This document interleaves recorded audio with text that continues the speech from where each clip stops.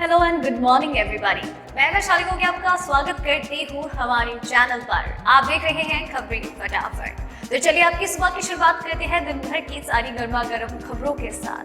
तो दोस्तों आप तो जानते ही हैं कि हाल फिलहाल में सबसे ज्यादा जरूरी है कोरोना वायरस की वैक्सीन का होना, और लगातार पूरी दुनिया के देश इसे लेकर मेहनत कर रहे हैं, काम कर रहे हैं, और कई ऐसी वैक्सीन हैं जो थर्ड फेज में आ चुकी है और बहुत जल्द ही कंपनीज दावा कर रही है कि 2021 की पहली तिमाही में वैक्सीन उपलब्ध हो जाएगी। साथ ही में लोगों तक वैक्सीन पहुंचेगी कैसे, ये सबसे बड़ा सवाल है।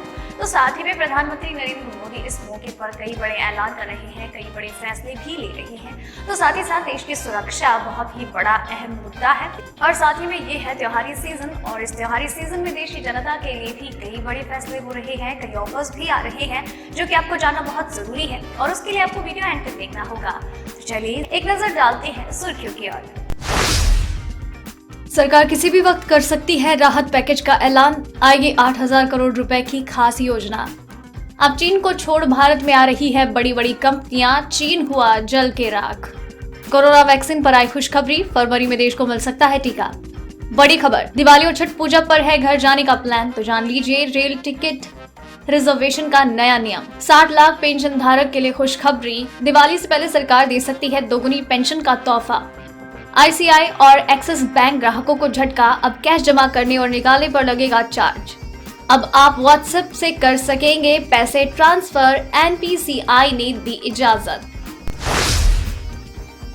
जी हाँ दोस्तों, ऐसी और भी कई खबरें और अपडेट्स निकलकर सामने आ रही हैं जिनकी सही और सटीक जानकारी हम आपको आगे इस वीडियो में देंगे।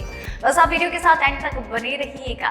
लेकिन साथ ही में आपसे एक बात ये भी कहनी है कि इस वीडियो को बनाने में मुझे बड़ी मेहनत लगती है, और आप भी उतनी मेहनत, प्यार और सब्र के साथ इस वीडियो को देखते हैं, उसका मैं तहे दिल से शुक्रिया अदा करती हूँ। बस आप ये प्यार और सपोर्ट हमारे साथ यूं ही बरकरार रखिए। आपका ये प्यार ही है जो हमें मोटिवेट करता है और भी बेहतर काम करने के लिए, और बस आप ये इसी तरीके से बरकरार रखिए और हम ऐसे ही आपके लिए मेहनत करते रहेंगे। लेकिन साथ ही भी इस वीडियो को लाइक भी जरूर कीजिएगा, क्योंकि ये भी मोटिवेशन का एक तरीका है, और साथ ही में अगर आप अपने विचार हमसे साझा करते हैं तो ये भी बड़ी खुशी की बात होगी। साथ ही में इसे अपने फैमिली और फ्रेंड्स के साथ शेयर भी जरूर कीजिएगा। तो चलिए अब एक एक करके सारी खबरों के बारे में जान लेते हैं। देश में कोरोना वायरस के मरीजों का आंकड़ा 84 लाख के पार हो गया है। 24 घंटे में कोरोना के 47,638 नए मामले आए और 670 लोगों की जान गई। अब तक 84,11,724 लोगों इसकी चपेट में आ चुके हैं। इनमें 5,20,773 मरीजों का इलाज हो रहा है, जबकि 77,65,966 लोग ठीक हो चुके हैं। कोरोना के संक्रमण से अब तक 1,24,985 लोग अपनी जान गंवा चुके हैं। बढ़ते हैं अब अगली खबर की ओर। केंद्र की नरेंद्र मोदी सरकार एक और राहत पैकेज लाने की तैयारी में है। सूत्रों से मिली जानकारी के अनुसार राहत पैकेज में एक्सपोर्टर्स के लिए बड़े ऐलान किए जा रहे हैं। खासकर एक्सपोर्ट सेक्टर के लिए 8,000 करोड़ रुपए की नई योजना का ऐलान हो सकता है। सूत्रों ने बताया है कि एग्रीकल्चर इंजीनियरिंग प्रोडक्ट का एक्सपोर्ट बढ़ाने पर जोर रहेगा। आपको बता दें कि पीएम की अध्यक्षता में हुई कैबिनेट मीटिंग में देश की अर्थव्यवस्था में लगातार सुधार पर चर्चा हुई। दरअसल अक्टूबर 2020 में जीएसटी कलेक्शन से लेकर बिजली की खपत में बढ़ोतरी दर्ज की गई। वहीं विदेशी निवेश ने भी भारतीय बाजारों में जमकर निवेश किया है। चलिए बढ़ते हैं अगली खबर की ओर। सीडीएस जनरल बिपिन रावत बोले, एलएसी पर भारत चीन के बीच स्थिति तनावपूर्ण, लेकिन हम नहीं स्वीकार करेंगे कोई बदलाव। जी हां, chief of defence staff general Bipin Rawat ने इस बात पर जोर दिया है कि भारतीय सेना को अपने हथियार और अन्य जरूरतों के लिए किसी एक देश पर निर्भर रहना नहीं चाहिए। इस दौरान एलएसी का भी जिक्र हुआ। उन्होंने कहा कि पूर्वी लद्दाख में भारत और चीन के बीच वास्तविक सीमा रेखा पर स्थिति तनावपूर्ण है। भारतीय बलों की प्रतिक्रिया के चलते चीन की पीपुल्स लिबरेशन आर्मी को लद्दाख में अपने दुस्साहस के लिए अप्रत्याशित परिणामों का सामना करना पड़ा। हमारी पोजीशन पर कोई सवाल नहीं है। हम वास्तविक नियंत्रण रेखा में किसी भी बदलाव को स्वीकार नहीं करेंगे। बढ़ते हैं अब अगली खबर की ओर। चीन की हरकतों से कई कंपनियां अपना सेटअप चीन से हटाकर भारत शिफ्ट करने की फिराक में हैं। ऐसे में प्रसिद्ध जूता कंपनी वॉन वेलेक्स ने चीन से अपना कारोबार समेटकर भारत में उत्तर प्रदेश के आगरा में अपने 2 जूता बनाने की बड़ी फैक्ट्रियां शुरू कर दी, जिससे भारत को भरपूर फायदा मिलेगा। यूपी के अपर मुख्य सचिव आलोक कुमार ने दोनों फैक्ट्रीज उद्घाटन किए। इन यूनिट्स में 10,000 से ज्यादा लोगों को रोजगार मिलने की उम्मीद है। अभी तक 2,000 लोगों को इन यूनिट्स में रोजगार मिल चुका है। साथ ही आपको बता दें कि ऐसी बहुत सी कंपनीज है जो चीन से अपना कारोबार समेट रही हैं और भारत की तरफ अपना रुख बना रही है। इन कंपनियों में सबसे बड़ा नाम एप्पल आईफोन का भी आता है। चलिए बढ़ते हैं दूसरी खबर की ओर। अगर आप दिवाली और छठ पूजा पर घर जाने की तैयारी कर रहे हैं तो आपको बता दें कि रेलवे ने रिजर्वेशन नियमों में बदलाव किया है। नए नियम लागू हो चुके हैं। पैसेंजर्स को राहत देने के लिए इंडियन रेलवे दूसरा रिजर्वेशन चार्ट तैयार करने की सुविधा देने जा रहा है। इस दूसरे रिजर्वेशन चार्ट को ट्रेन खुलने के समय से 30 मिनट पहले तैयार किया जाएगा। नए बदलाव को 10 अक्टूबर से भी लागू कर दिया गया है। इससे पहले कोविड-19 महामारी के मद्देनजर इसमें 2 घंटे पहले ही बदलाव किया जाता था। इसके अलावा रिफंड नियमों के अनुसार बुकिंग रद्द करने पर भी 30 मिनट का नियम लागू रहेगा। चलिए बढ़ते हैं अब अगली खबर की ओर। कोरोना वायरस जैसी वैश्विक महामारी पूरी दुनिया में फैलने के बाद अब लोगों की सभी उम्मीदें इसकी वैक्सीन पर टिकी हुई है। लोग बेसब्री से इसके वैक्सीनेशन का इंतजार कर रहे हैं। ऐसे में भारत के लोगों के लिए अच्छी खबर ये है कि अगले साल फरवरी महीने में सरकार कोरोना वायरस की वैक्सीन लॉन्च कर सकती है। सरकार ने पहले ही साफ कर दिया है कि ये वैक्सीन देशवासियों को मुफ्त में दी जाएगी। एक वरिष्ठ सरकारी वैज्ञानिक ने बताया कि भारत सरकार द्वारा समर्थित कोविड-19 वैक्सीन फरवरी महीने में लोगों को देने की शुरुआत की जा सकती है। चलिए बढ़ते हैं अगली खबर की ओर। दोस्तों, खबरों का सिलसिला खत्म नहीं हुआ है, खबरें अभी वो भी बाकी हैं और वीडियो के साथ एंड तक बने रहना है।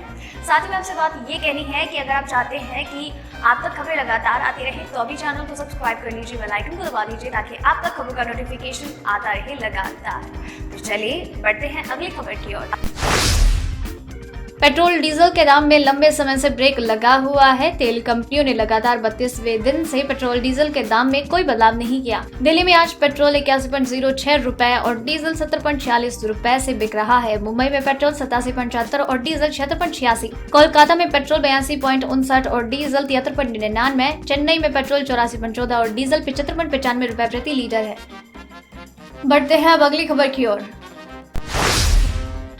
व्हाइट हाउस की रेस में जो बाइडेन के आगे दिखने के साथ ही ग्लोबल मार्केट में गोल्ड और सिल्वर के रेट में मिला जुला रूप दिखाई दिया है। बाइडेन निर्णायक राज्यों में आगे हैं। हालांकि ट्रंप की ओर से इन राज्यों के रिजल्ट को चुनौती दिए जाने की खबरों के बीच बढ़ते हुए गोल्ड के दाम थोड़े नरम हुए हैं। इस बीच MCX में गोल्ड के दाम 0.37% यानी 191 रुपए घटकर 51,864 रुपए प्रति 10 ग्राम हो गए। वहीं सिल्वर के दाम 0.31% यानी 197 रुपए बढ़कर 64,450 रुपए पर हो गया है। गुरुवार को दिल्ली मार्केट में गोल्ड के दाम 158 रुपए चढ़कर 50,980 तो सिल्वर 697 रुपए बढ़कर 62,043 रुपए प्रति किलो हो गया है। चलिए बढ़ते हैं अगली खबर की ओर।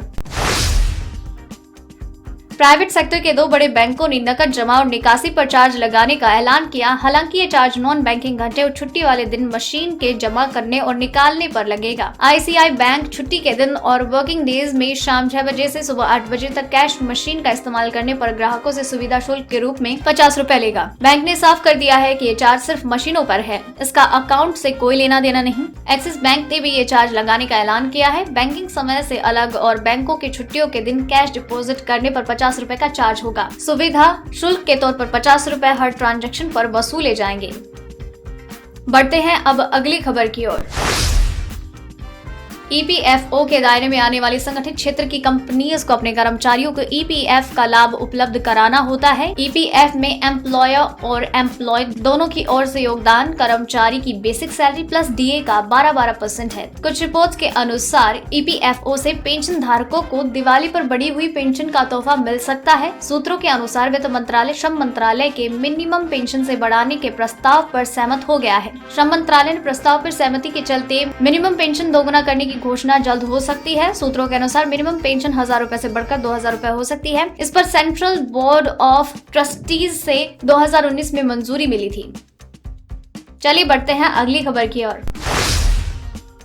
इंस्टेंट मैसेजिंग ऐप व्हाट्सएप के यूजर्स अब भारत में पैसे ट्रांसफर आसानी से कर पाएंगे। व्हाट्सएप के जरिए आप किसी दूसरे व्हाट्सएप यूजर को या UPI ID में पैसा भेज सकते हैं। दरअसल UPI पेमेंट सर्विस लॉन्च करने के लिए व्हाट्सएप को national payments corporation of India यानी कि NPCI से मंजूरी मिल गई है। व्हाट्सएप काफी समय से UPI सिस्टम का परीक्षण कर रहा था, लेकिन प्राइवेसी का मामला अटका हुआ था। NPCI ने गुरुवार को व्हाट्सएप पे को लाइव करने की अनुमति फेज वाइज दी है। फिलहाल 20 लाख यूजर्स ही इस सर्विस का लाभ उठा पाएंगे। धीरे धीरे सभी के लिए ये सुविधा उपलब्ध होगी। साथ ही आपको बता दें कि भारत में व्हाट्सएप के 200 मिलियन से भी ज्यादा यूजर्स हैं। माना जा रहा है कि व्हाट्सएप पे के लॉन्च होने से UPI पेमेंट मार्केट में फोन पे, ATM, गूगल पे आदि को कड़ी टक्कर मिलेगी। दोस्तों आज की इस वीडियो में बस इतना ही। खबरों का ये सिलसिला यही खत्म करते हैं, लेकिन खबरें लगातार आती रहेंगी आप तक, और उसके लिए आपको अभी चैनल को सब्सक्राइब करना है, बेल आइकन को दबाना है ताकि आप तक खबरों का नोटिफिकेशन आता रहे लगातार। साथ ही में वीडियो पसंद आई हो तो इसे लाइक कीजिए, फैमिली और फ्रेंड्स के साथ शेयर भी कीजिए, और अगर आपने वीडियो एंड तक देखा है देन मेक श्योर कि आप अपना नाम नीचे मेंशन करें कमेंट सेक्शन में, और साथ में अपने विचार भी हमसे साझा करें खबरों के बारे में। धन्यवाद।